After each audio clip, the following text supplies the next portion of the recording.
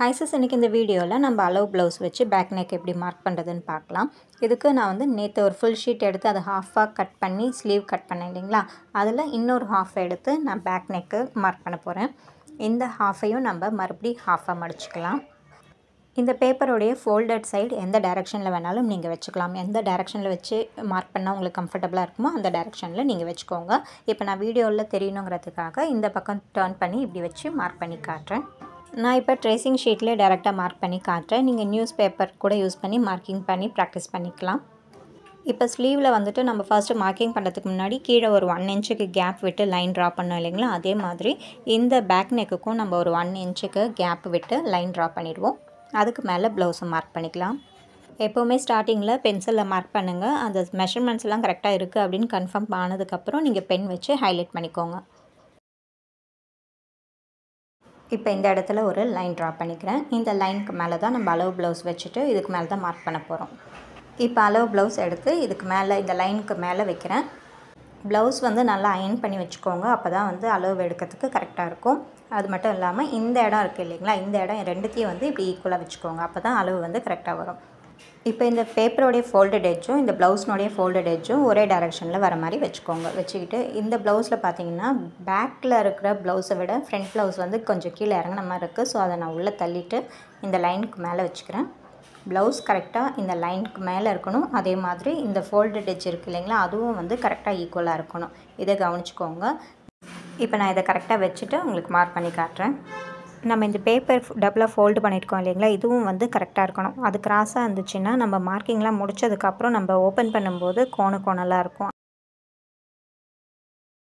இப்போ நான் ஃபர்ஸ்ட்டு வந்து இந்த நெக்கினுடைய டீப்பை மார்க் பண்ணிக்கிறேன்.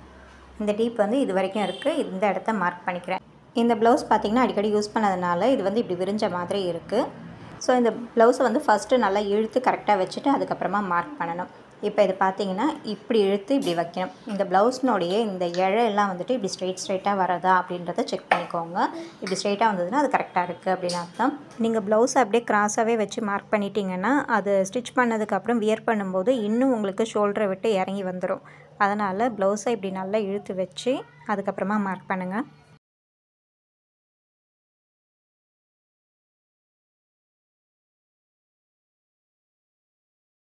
இப்போ இந்த இடத்துல ப்ளவுஸை நல்லா ஸ்ட்ரைட்டாக இழுத்து பிடிச்சிக்கிட்டு இந்த இடத்துல மார்க் பண்ணுறேன்.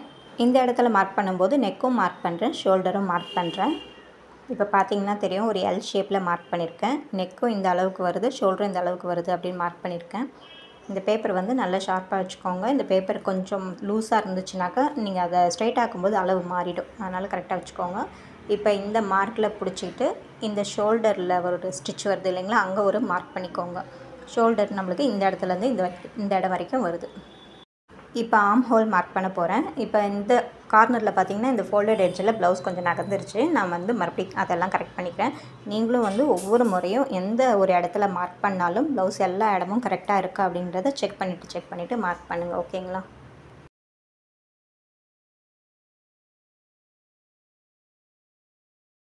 இப்போ இந்த இடத்துல கரெக்டாக பிடிச்சிக்கிட்டு ஆர்ம் ஹோல் மார்க் பண்ணுறேன். ஆர்ம் ஹோலில் இந்த ஸ்டிச் வருது இல்லைங்களா, இந்த ஸ்டிச்சுக்கு நேராக ஒரு டாட் வச்சுக்கலாம். இந்த ஸ்டிச் எந்த இடத்துல வருதோ அந்த இடத்துல கரெக்டாக ஒரு டாட் வச்சுக்கோங்க. ஆர்ம் ஹோலுக்கு மார்க் பண்ணும்போது இந்த ஸ்லீவை நல்லா இப்படி மேல் பக்கமாக தூக்கி விட்டுட்டு அதுக்கப்புறமா மார்க் பண்ணுங்கள். அப்போ தான் அந்த மார்க்கிங் வந்து கரெக்டாக வரும். அடுத்து வந்து இந்த ப்ளவுஸ்னுடைய கீழே இடுப்பு பகுதி மார்க் பண்ண போகிறேன். இப்போ இந்த இடுப்பு பகுதியிலையும் வந்து நம்ம மார்க் பண்ணிக்கணும். கரெக்டாக இந்த ஃபோல்டு ரெண்டுத்தையும் ஈக்குவலாக வச்சுட்டு மார்க் பண்ணுங்கள். ப்ளவுஸ் முன்ன பின்னன்னு இருந்துச்சுன்னா மார்க்கிங் தப்பாகும். அதனால் கரெக்டாக வச்சுக்கோங்க. ஒன்ஸ் அகெயின் சொல்கிறேன், இந்த கீழே வந்து ஒரு 1 இன்ச்சு கேப்புக்கு லைன் ட்ரா பண்ணிக்கோங்க. அந்த லைனுக்கு மேலே ப்ளவுஸை வச்சுட்டு இந்த நெக்கை டீப்பை ஃபஸ்ட்டு மார்க் பண்ணுங்கள். அதுக்கப்புறம் ப்ளவுஸை இப்படி ஸ்ட்ரெயிட்டாக வச்சு இந்த நெக்கும் இந்த ஷோல்டரும் மார்க் பண்ணிக்கோங்க. அதுக்கப்புறம் இந்த ஸ்ட்ரைட்டாக அப்படியே வச்சுக்கிட்டே வந்து ஸ்லீவை கொஞ்சம் தூக்கி விட்டுட்டு இந்த ஆர்ம் ஹோலோடைய இந்த பாயிண்ட்டை மார்க் பண்ணிக்கோங்க. அடுத்து இடுப்பை மார்க் பண்ணிக்கோங்க. இப்போ இந்த ஆர்ம் ஹோலோடைய கர்வ் எப்படி ட்ரா பண்ணுறது அப்படின்னு காட்டுறேன். இதில் வந்து ஆர்ம் ஹோலோடைய கர்வ் ட்ரா பண்ணுறது ரொம்பவே ஈஸியாக இருக்கும். இப்போ இந்த ப்ளவுஸை இப்படி திருப்பி விட்டுக்கோங்க. இந்த கர்வை நம்ம அப்படியே வந்து மார்க் பண்ண போகிறோம். இப்போ ப்ளவுஸோடைய ஸ்லீவ் எப்படி வச்சா இதுதான் வந்து ப்ளவுஸ்னுடைய பேக் சைடு. அதனால் இப்போ இந்த பக்கம் திருப்பும்போது இதுதான் ப்ளவுஸ்னுடைய பேக் சைடு. ஸோ நம்ம இந்த அளவு வச்சே வந்து இந்த கர்வை ட்ரா பண்ணிக்கலாம். இப்போ நம்ம வந்து ஆல்ரெடி இந்த நெக்கும் ஷோல்டரும் மார்க் பண்ணி வச்சுருக்கோம். இந்த மார்க்கில் வந்துட்டு இந்த ப்ளவுஸை கரெக்டாக இப்படி வச்சுக்கலாம். இப்போ இந்த ஸ்லீவை இந்த ஷோல்டரில் இருக்க மார்க்கிங்லேயும் இந்த ஆர்ம் ஹோலுக்கு நம்ம பண்ணியிருக்க இந்த மார்க்கிங்லேயும் வந்து இங்கே கரெக்டாக வச்சுக்கோங்க. வச்சுட்டு இப்படி டர்ன் பண்ணிங்க அப்படின்னா இந்த ஸ்லீவோடைய இந்த ஸ்டிச்சஸ் வந்து உங்களுக்கு தெரியும். இந்த ஸ்டிச்சை ஒட்டியே வந்து நீங்கள் இப்படியே மார்க் பண்ணிகிட்டே வர வேண்டியது தான். இப்போ பாருங்கள், இந்த ஷோல்டரில் நான் மார்க் பண்ணியிருக்கேன் இந்த இடத்துல இப்படி ப்ளவுஸோடைய ஸ்லீவை திருப்புறேன். இப்படி திருப்பும்போது எனக்கு இந்த ப்ளவுஸ் ஸ்லீவோடைய ஸ்டிச்சஸ் தெரியுது. இந்த ஸ்டிச்சஸை ஒட்டியே வந்து நான் இப்படி மார்க் பண்ணிகிட்டே வரேன். ஷோல்டருக்கு மார்க் பண்ண அந்த பாயிண்ட்லேருந்து ஆர்ம் ஹோலுக்கு மார்க் பண்ணியிருக்கேன் இந்த பாயிண்ட் வரைக்கும் இந்த ஸ்லீவை இப்படி கரெக்டாக இழுத்து வச்சு இந்த கர்வை நீங்கள் அப்படியே ட்ரேஸ் பண்ணிகிட்டே வர வேண்டியது தான். இந்த கர்வில் பார்த்தீங்கன்னா உங்களுக்கு இந்த பேக் சைட் ஸ்லீவ்னுடைய அந்த ஸ்டிச்சஸ் வந்து தெரியணும். ஓகேங்களா? இப்படி கர்வ் பண்ணிட்டோம் அப்படின்னாக்கா நம்மளுக்கு வந்து இந்த கர்வ் கரெக்டாக பர்ஃபெக்டாக கிடச்சிரும். மறுபடியும் சொல்கிறேன் பாருங்கள், இந்த பேக் சைட் ப்ளவுஸில் இந்த ஸ்டிச்சஸ் தெரியுது இல்லைங்களா, அந்த ஸ்டிச்சை ஒட்டி தான் நீங்கள் வந்து இப்படி மார்க் பண்ணணும். அந்த ஸ்டிச்சை இப்படி கர்வாக வச்சு தான் நீங்கள் எப்படி மார்க் பண்ணணும். சரிங்களா? நீங்களே வந்து ப்ளவுஸை இப்படி திருப்பி வச்சு அது என்ன ஷேப்பில் தெரியுதோ அந்த ஷேப் மார்க் பண்ணிடாதீங்க. அந்த ஸ்டிச்சஸை ஒட்டி மார்க் பண்ணணும். இப்போ நம்ம பண்ண இந்த மார்க்கிங்ஸ் எல்லாத்தையும் வந்து ஜாயின் பண்ணி விடலாம். இப்போ ஃபஸ்ட்டு ஆர்ம் ஹோலையும் இந்த இடுப்பையும் வந்து ஜாயின் பண்ணுறேன். இந்த மார்க்கிங் எல்லாமே வந்து நான் இப்போ பென்சிலில் தான் பண்ணுறேன். இது எல்லாமே கரெக்டாக இருக்குது அப்படின்னு கன்ஃபார்ம் பண்ணதுக்கப்புறம் நான் பெனில் ஹைலைட் பண்ணிக்குவேன். அடுத்து இந்த நெக்குக்கான டிஸ்டன்ஸை மெஷர் பண்ணிக்கலாம். இந்த பேப்பருடைய இந்த ஃபோல்டட் எட்ஜில் இருந்து இந்த நெக்குக்கான மெஷர்மெண்ட் வரைக்கும் அளந்து பார்க்கலாம். இது ஒரு 2.25 இன்ச்சுக்கு இருக்குது. இதே அளவுக்கு நம்ம இந்த நெக்குனுடைய டீப்பில் மார்க் பண்ணிக்கலாம்.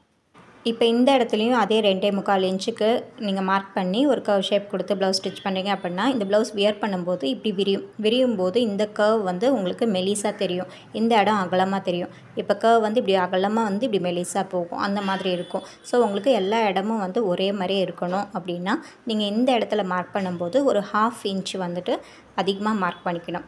இப்போ இங்கே 2.25 இன்ச்சு இருந்துச்சு அப்படின்னா ஒரு 1/2 இன்ச்சு சேர்த்து ஒரு 3.25 இன்ச்சுக்கு இந்த இடத்துல மார்க் பண்ணிக்கணும். அப்போ தான் வந்து நம்ம ப்ளவுஸ் வியர் பண்ணும்போது ப்ளவுஸ் கொஞ்சம் விரிஞ்சாலும் இந்த யூ ஷேப் வந்து நல்லா அழகாக தெரியும்.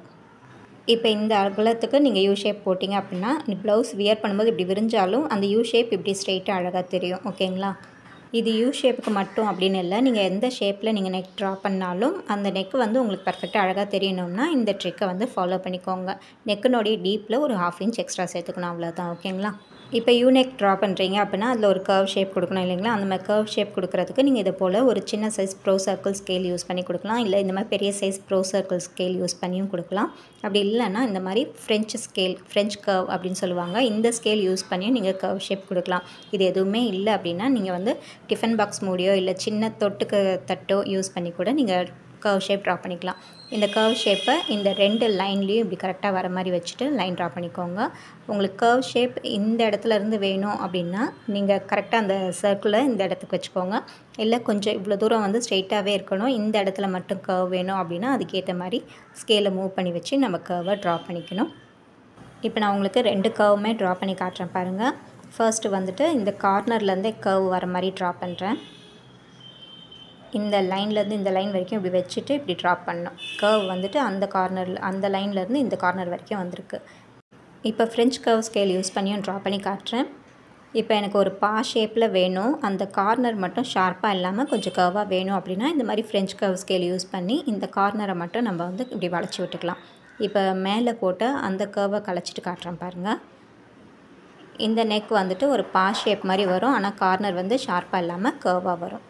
இப்போ இந்த நெக்கை எப்படி ட்ரா பண்ணணும், நெக்கில் கர்வ் எப்படி ட்ரா பண்ணணும்னு உங்களுக்கு புரிஞ்சிருக்கும். அடுத்து வந்து நெக்குனுடைய இந்த டீப் எவ்வளோ இருந்தால் நல்லாயிருக்கும் அப்படின்னு சின்ன டிப்ஸ் சொல்கிறேன். இப்போ நான் ட்ரா பண்ணியிருக்க இந்த ப்ளவுஸ்னுடைய மெஷர்மெண்ட்டில் பார்த்தீங்கன்னா நெக்குனுடைய சைஸ் வந்துட்டு ஒரு 7.5 இன்ச்சஸ்க்கு இருக்குது. இது நம்ம நார்மல் ப்ளவுஸாக ஸ்டிச் பண்ணுறோம் அப்படின்னா இந்த சைஸுக்கு ப்ளவுஸ் பேக் நெக் நல்லாயிருக்கும். ஆனால் இதுவே வந்து ஒரு ஆரி ப்ளவுஸாக ஸ்டிச் பண்ணுறோம் அப்படின்னா நெக் வந்து இன்னும் கொஞ்சம் டீப்பாக இருந்தால் தான் நல்லாயிருக்கும். ஒரு 8 இன்ச்சோ இல்லை 9 இன்ச்சோ டீப்புக்கு இருந்தால் தான் அந்த ஆரி ஒர்க்கு பார்க்க அழகாக இருக்கும். நீங்கள் உங்கள் கஸ்டமர்கிட்ட சொல்லி பாருங்கள். இல்லை உங்கள் கஸ்டமர் வந்து இல்லை எனக்கு அவ்வளோ டீப் வேணாம் 7.5 போதும் அப்படின்னு சொன்னாங்கன்னா அந்த அளவுக்கே விட்டுடுங்க. அடுத்து இந்த ஷோல்டருக்கு மார்க் பண்ண இந்த மார்க்கிங்ஸை ஜாயின் பண்ணிக்கிறேன். அடுத்து இந்த ஆர்ம் ஹோல் வந்து ஆல்ரெடி பென்சில் லைன் தான் போட்டிருக்கோம், ஸோ அதை விட்டுடலாம். அப்புறமா பெனில் ஹைலைட் பண்ணிக்கலாம். இவ்வளோ தான் இந்த ப்ளவுஸ் மார்க்கிங்ஸ். இப்போ ப்ளவுஸில் வந்துட்டு நீங்கள் இந்த நெக்கில் மட்டும்தான் டிசைன் பண்ண போகிறீங்க, இப்படி நெக்கை ஒட்டி மட்டும்தான் டிசைன் பண்ண போகிறீங்க அப்படின்னா இந்த மார்க்கிங் மட்டுமே போதுமானது. இல்லை நீங்கள் ப்ளவுஸ் ஃபுல்லாக புட்டாஸ் வைக்கிறீங்க அப்படின்னா இந்த இடத்துல வந்து கண்டிப்பாக நம்ம டாட்டும் வந்து மார்க் பண்ணி ஆகணும். டாட் எப்படி மார்க் பண்ணுறது அப்படின்னு சொல்கிறேன்.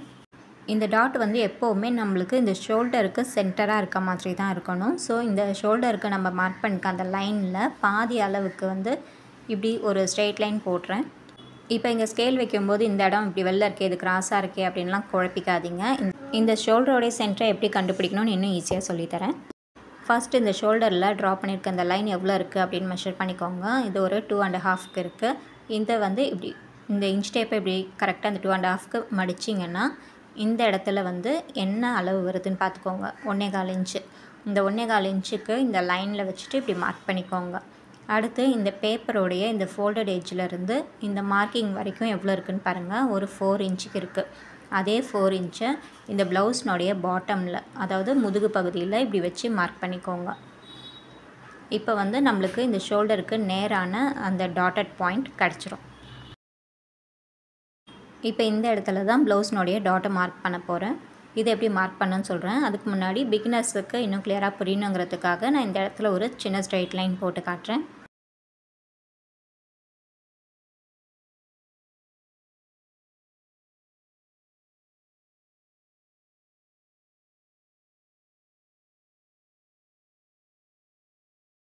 இப்போ இந்த இடத்துல லைன் ட்ரா பண்ணியிருக்கேன். இந்த லைன் வந்து கம்பல்சரி கிடையாது, பிகினர்ஸ்க்கு புரியணுங்கிறதுக்காக மட்டும்தான் வரைஞ்சிருக்கேன். இப்போ நம்ம ப்ளவுஸில் எந்த அளவுக்கு டாட் பிடிச்சிருக்காங்க அப்படின்னு பார்க்கலாம். இந்த டாட்டை எடுத்து மெஷர் பண்ணுங்கள். இப்படி மெஷர் பண்ணும்போது இந்த துணியில் தான் வந்து நீங்கள் மெஷர் பண்ணணும். துணியோட ஹைட்டு தான் மெஷர் பண்ணணும். இந்த ஸ்டிச் கிராஸாக போட்டிருக்காங்க இல்லைங்களா, அதை மெஷர் பண்ணக்கூடாது. இந்த கிளாத்தை தான் மெஷர் பண்ணணும். இப்போ மெஷர் பண்ணி காட்டுறேன், எவ்வளோ இருக்குன்னு பார்க்கலாம். இந்த கார்னர்லேருந்து இந்த கீழே வரைக்கும் மெஷர் பண்ணிக்கலாம். இந்த ஸ்டிச் முடிகிற இடத்துலேருந்து, இந்த முதுகுலேருந்து மேலே அந்த ஸ்டிச் முடிகிற வரைக்கும் பார்த்திங்கன்னா ஒரு 4 இன்ச்சஸ்க்கு இருக்குது. இந்த 4 இன்ச்சுக்கு நம்ம இங்கே ட்ரா பண்ணியிருக்க இந்த லைனில் மார்க் பண்ணிக்கலாம். பார்த்திங்கன்னா தெரியும், ஒரு 4 இன்ச்சுக்கு இருக்குது. இந்த 4 இன்ச்சுக்கு மார்க் பண்ணிடலாம். இப்போ அடுத்து இந்த 4 இன்ச்சுக்கு அவங்க எவ்வளோ தூரம் மடித்து ஸ்டிச் பண்ணியிருக்காங்க அப்படின்னு சொல்லி அளந்து பார்க்கலாம். ஏதாவது ஒரு சைடுக்கு நம்ம மெஷர் பண்ணால் போதும். இப்போ இந்த கிளாத்துலேருந்து இந்த ஸ்டிச் வரைக்கும் எவ்வளோ தூரம் இருக்குது அப்படின்னு பார்க்கலாம். இது ஒரு 1/4 இன்ச்சை விட கொஞ்சம் அதிகமாக இருக்குது. நான் இது ஒரு 1/4 இன்ச்சுனே வச்சு நான் உங்களுக்கு மார்க் பண்ணி காட்டுறேன். இதே 1/4 இன்ச்சு தான் இந்த டாட்டுக்கு பேக் சைட்லேயும் இருக்கும். ஸோ நம்ம இந்த மிடில் லைனுக்கு 2 பக்கமும் 1/4 இன்ச்சுக்கு மார்க் பண்ணலாம். டோட்டலாக பார்த்திங்கன்னா ஒரு 1/2 இன்ச்சு வரும்.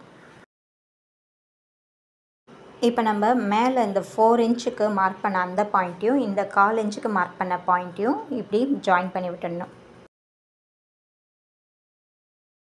இப்போ இந்த டாட் மார்க் பண்ணியாச்சு. இப்போ நீங்கள் ப்ளவுஸ் ஃபுல்லாக புட்டாஸ் வச்சு ஸ்டிச் பண்ண போகிறீங்க அப்படின்னா இந்த டாட்ஸுக்கு வெளி பக்கமாக தான் நீங்கள் ஸ்டிச் பண்ணணும். இந்த டாட்ஸில் ஸ்டிச் பண்ணக்கூடாது. ஏன்னா இந்த இடத்துல ஸ்டிச்சிங் வரும். அந்த ஸ்டிச்சிங்கில் புட்டாஸ் அடிபடும். அதே மாதிரி இந்த டாட்டை ரொம்ப ஒட்டியும் வந்துட்டு ஸ்டிச் பண்ணாதீங்க. ஏன்னா இந்த இடத்துல ஸ்டிச் பண்ணும்போது நம்மளுக்கு மிஷினில் இருக்க அந்த பெடல் வந்து இந்த பீட்ஸ் மேலேயோ வேறு எது மேலேயோ ஏறிச்சின்னா அந்த இடத்துல இருக்க டிசைன் டேமேஜ் ஆகும். ஸோ இந்த டாட்டுக்கிட்ட வந்து கொஞ்சம் கேப் விட்டுட்டு நீங்கள் டிசைன் பண்ணலாம். இப்போ நீங்கள் இந்த மாதிரி டாட் வைக்கும்போது ஒரு முக்கியமான விஷயமும் கவனிக்கணும். இப்போ நம்ம ரெடி அளவு 7 இன்ச்சஸ்க்கு இங்கே மார்க் பண்ணியிருக்கோம். இப்போ இந்த இடத்துல நீங்கள் டாட்டுக்கு விட்டிங்கன்னா இதை இப்படி மடித்து தைக்கும்போது இந்த 7 இன்ச்சஸ் வந்து கொஞ்சம் குறையும் உங்களுக்கு. புரியுதுங்களா நான் சொல்கிறது? இப்போ நீங்கள் 7 இன்ச்சஸ்க்கு மார்க் பண்ணி அதில் ஒர்க் பண்ணிவிட்டு இந்த இடத்துல டாட்டுக்கு பிடிச்சி தைக்கும்போது அந்த 7 இன்ச்சஸ் அப்படிங்கிறது நம்ம இந்த டாட்டுக்கு ஒரு 1/2 இன்ச் டோட்டலாக விட்டுருக்கோம் இல்லைங்களா, அந்த 7 இன்ச்லேருந்து 1/2 இன்ச் குறையும் உங்களுக்கு. அப்படிங்க 7 இன்ச்சுக்கு மார்க் பண்ணி ஒர்க் பண்ணதுக்கப்புறம் இந்த டாட்டை பிடிச்சிட்டா அது உங்களுக்கு 6.5 இன்ச்சுக்கு தான் உங்களுடைய ஒர்க் இருக்கும். மிச்சம் இருக்க இடம் வந்துட்டு உங்களுக்கு பிளெயினாக தான் இருக்கும். உங்களுக்கு அது பிரச்சனை இல்லை அப்படின்னாக்கா நீங்கள் இந்த மார்க்கிங்கோடு அப்படியே விட்டுடலாம். இல்லை உங்களுக்கு முதுகு ஃபுல்லாகவே வந்து உங்களுக்கு ஒர்க் வேணும், அந்த மாதிரி கேப் தெரியக்கூடாது அப்படின்னாக்கா இந்த 7 இன்ச் கூட நீங்கள் இந்த டாட்டுக்கு விட்ட அந்த 1/2 இன்ச்சை எக்ஸ்ட்ராவாக ஆட் பண்ணிக்கணும். ஒரு 1/2 இன்ச், அதாவது 7.5 இன்ச் அப்படின்னு மார்க் பண்ணிக்கணும். அப்போ தான் இந்த டாட்டுக்கு 1/2 இன்ச் போனாலும் உங்களுக்கு ரெடி அளவு 7 இன்ச்சுக்கே கிடைக்கும். நான் சொல்கிறது புரியுதுங்களா? இப்போ நம்ம பண்ணுற இந்த அட்ஜஸ்ட்மெண்ட் வந்து நீங்கள் டாட் மார்க் பண்ணால் மட்டும்தான் இந்த அட்ஜஸ்ட்மெண்ட் பண்ணணும். ஓகேங்களா?